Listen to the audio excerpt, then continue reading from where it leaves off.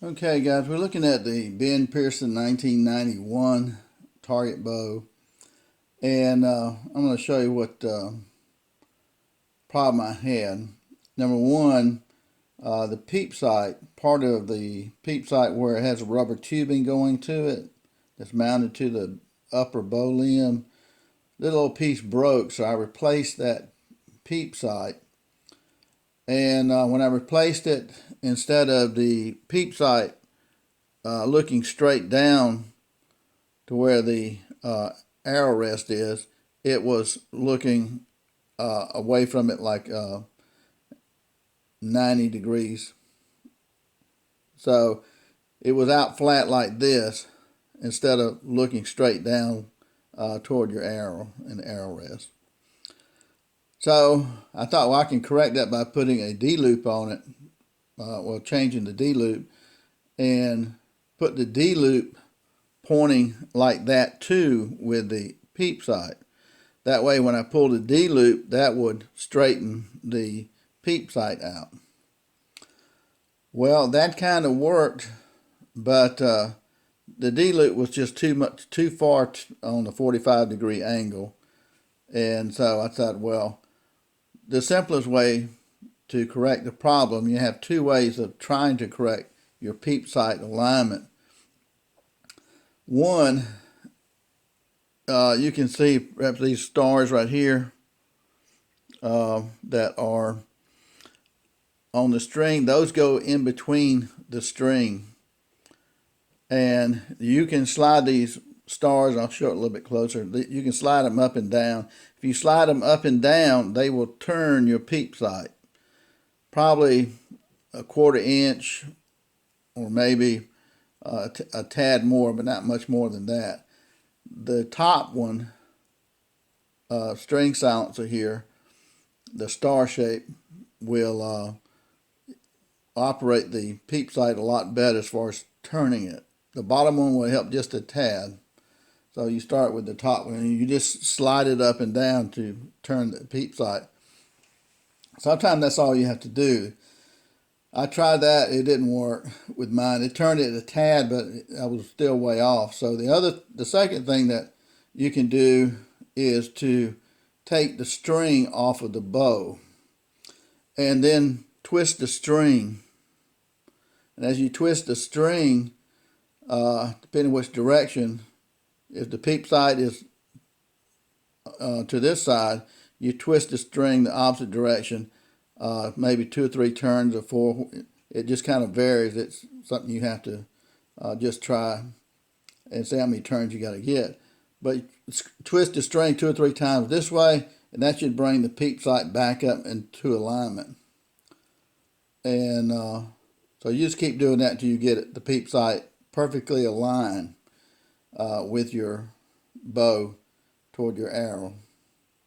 Because if your peep sight is off, you will shoot to the right or you will shoot to the left. And you can shoot way to the right and way to the left. Your peep sight is off real bad. So that's what I did. I took the string off and twisted it, got the peep sight lined up.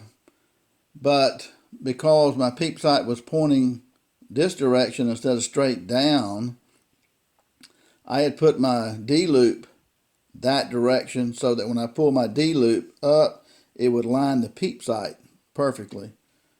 But it was just too extreme. So once I got my peep sight lined up by twisting the string and putting that back on the cam, then I had to take my D-loop off, and I put a little bit of glue on the D-loop and the string there to kind of hold it in place. So I took the D-loop off. Sometimes you got to cut them off. Sometimes you can just pull them off with a pair of pliers. This one came off with a pair of pliers even though it was glued. So I took the D-loop off, and then I lined the D-loop and put a new one on that was perfectly in line with the peep sight. Now this is really the finished product, but I'll show you the video I did where I was working on this. But I realized that you couldn't really see what I was doing. So now the peep sight and the D-loop are perfect. And that's because I took the string off and twisted it till I got the peep sight to line up. But what I want to show you is I didn't want to go to the archery shop and bug those people about, using their bow press, letting them, twist the line and all that stuff. A lot of times they're busy or whatever. So I used an old method of doing it yourself bow press. Now what the bow here is sitting in is a gun holder, and that's just where you put your rifles to work on them, clean them and stuff like that. So that's very simple there. So I'll show you what I did to make your own bow press. Now, if you got a real expensive bow or something like that, you probably don't want to do it this way. You could do it in a pinch. That's what I would say. But it works on these bows. And so I'll show you how that works. Okay, first of all, you're going to need a piece of paracord. And you just tie a loop into this paracord right here. Now I tied a knot on this string right here and then tied my other knots above that so that they could not slide down. And did both sides the same way. I did another one. And what you do is basically take your paracord loop right here and stick it over the limb over here and get it to go down in there where the cam is right here. This should not be pulling on the cam or the shaft there. And then you take your other end and do the same to the other side. And you see how that looks right there? That's not pulling on your cams right there. It's pulling on it's pulling evenly on your upper bow limbs. Okay. So you do that, and then you do your other one.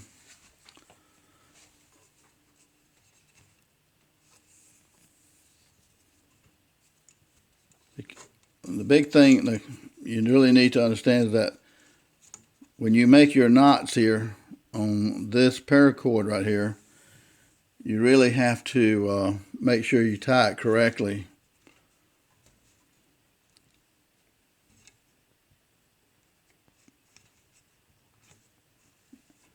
And get that in there good. So we got the same thing on this side right here. Okay. Now you need a winch. This winch right here is really not that big, but I like the bigger one like this right here because it's easier to use. You can get them half this size right here, and they cost probably about $10 for a set of two. This probably costs about $20 or $25 for a set of two of these right here. They're helpful if you have a trailer. I use it around the house. So you're going to take this hook right here and put it in here, and then the other end of that hook you're going to put it in here, and then you can crank it, and you'll put pressure on both ends right here, and you'll compress the bow limbs so that your string will come off. Okay, this is how it's going to look right here. You got your winch on there, you cranked it up. And again, the big thing is making sure that those knots do not come loose, that you tie them right. Go on YouTube and look up knot tying, fire department knot tying or something like that. And they have a lot of easy knots for you that you can learn to tie so that you don't have to worry about these coming loose. And make sure that these are going down in between the limbs right here, that they're not going to slip off. And you just crank this, and it's a lot easier with a bigger handle like this to crank it. And you just crank it a few times, and your string will become loose right here, and you can take it loose right here. And when you take it loose, then you can just twist it so that your peep sight will begin to line back up. Okay, and then once you get your peep sight exactly where you want it, then it's real easy just to release this right here very easily, and make sure when you do release it that you are checking your cables here, that they're in the right place and that your string is in the right place. All of this is on track because there's a track going through here. If you've never done it before, then take your phone and video this before you ever start so that you can track, you know exactly where these cables are going on this track and where the string is going and how that hooks up, so you can always confirm it after you're through with it, okay? But you have to really check that part. And see, like the Peep sight originally was like this right here. It was just 45 that way. And I put the D loop on there the same direction, so when I pulled the D loop it would come around straight, but that's just too aggravating. So now, after turning the string, the Peep sight is perfect, and I had to replace the D loop because with the D loop it was like this right here because the Peep sight was that way.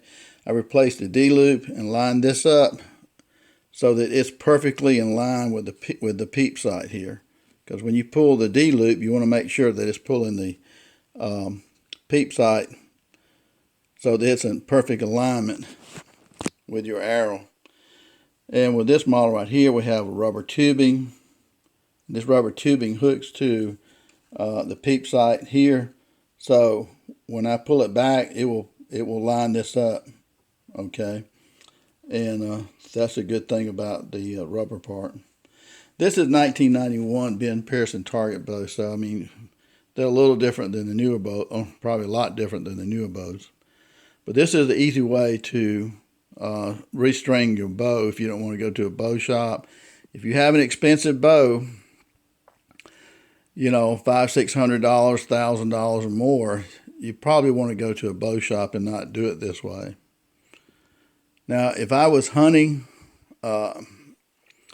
and I've heard of people accidentally cutting their string with their broadhead deer hunting, and if that happens and this doesn't explode right here, parts go everywhere, then you could use the simple method like this right here to restring your bow.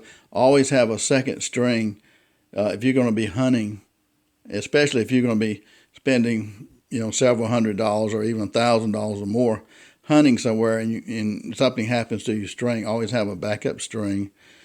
And they make different types of bow presses, something kind of like this right here that you can buy too, instead of taking a whole big bow press with you. That's supposed to work real well. This is kind of the poor man's bow press right here, and it really works well. With these older bows, I don't know how to work with the new ones, but the older bows, it works.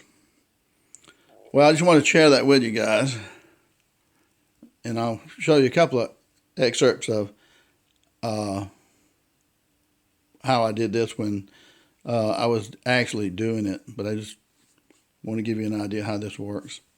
So then I said, well, I'm going to have to take my string and turn my string until I get my Peep sight in line. And you see my Peep sight here is pretty much in line right here. So that's facing my eye more. Otherwise it was like flat across. I don't know how I got that way. Changing it out because it shouldn't. I wouldn't think it would, but anyway. So I didn't want to take it to the bow shop and make sure you got. I was missing one of these one day. If I can get it in focus. These little clips right here that hold your pin in. They're kind of like a half moon clip. And a half moon clip right there. Those are real dirt cheap, 10 cents a piece. Stop by Home Depot or someplace and get you about 10 of them. Just put it in your archery kit for later, just in case you need them. But you'd be surprised, sometimes they come off. I didn't know mine had come off. If that ever comes off, and this bolt, this like a dowel pin really, comes through there, this stuff is gonna fly everywhere. Okay. So that's my spiel on that. So maybe this will give you some idea, guys. Thanks for watching. Gary J.